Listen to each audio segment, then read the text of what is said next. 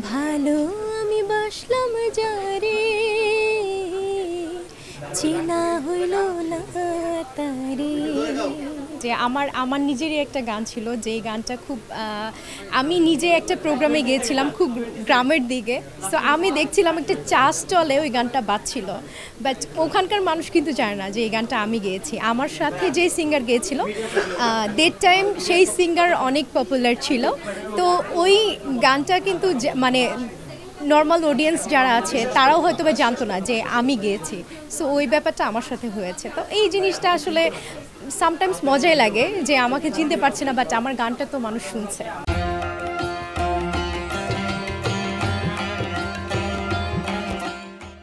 কি মনে হয় যদি আপনার গানে যখন টিকটক হচ্ছে, রিলস হচ্ছে হচ্ছে, এটা তো পজিটিভ, ভালো ভালো লাগে, অবশ্যই ভালো লাগে। বিভিন্ন ধরনের গান করেন, আমি জানি যে আপনি শাস্ত্রীয় সঙ্গীত শিল্পী।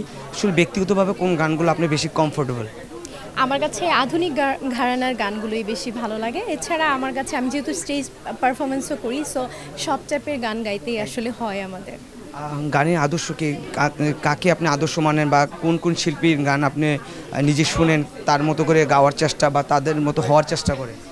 আমার পছন্দের তালিকার অনেক শিল্পী রয়েছে। আমি আসলে গান শুনতে অনেক বেশি পছন্দ করি। আমাদের বাংলাদেশি সিঙ্গাররা অনেক আছেন আমাদের দেশের, মানে আমাদের পার্শ্ববর্তী দেশ, সেখানকার অনেক গুণী শিল্পীরাও আছেন।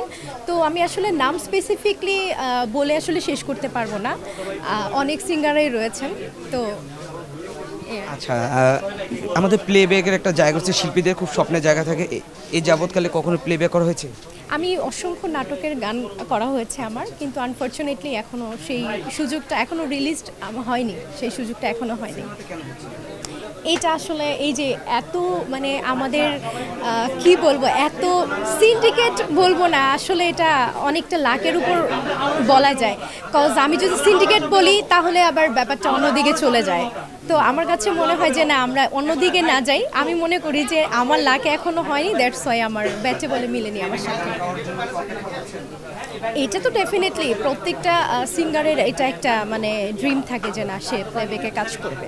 সো এত ক্রাউডের মধ্যে, এত ক্রাউডে আমি কেমনে গান গাবো? আচ্ছা, আমার রিসেন্ট একটা গান রিলিজ হয়েছে, যে গানটা আমি জনপ্রিয় বলতে পারবো না, বাট হ্যাঁ, গানটা রিলিজ হয়েছে আমার ইউটিউব চ্যানেল থেকে। সো এই গানটার আমি একটু শোনাচ্ছি। আমি ভালো আমি বাসলাম যারে, চেনা হইল না তারে। ভালো আমি বাসলাম যারে, চেনা হইল না তারে। তার পিড়িতে পাগল হইয়া, কলঙ্ক গলাই লইয়া, কাটাইতাছি একলা ঘরে। কেউ জিগায় না বন্ধু আমার সংসারে, কেউ জিগায় না বন্ধু আমার এই সংসারে।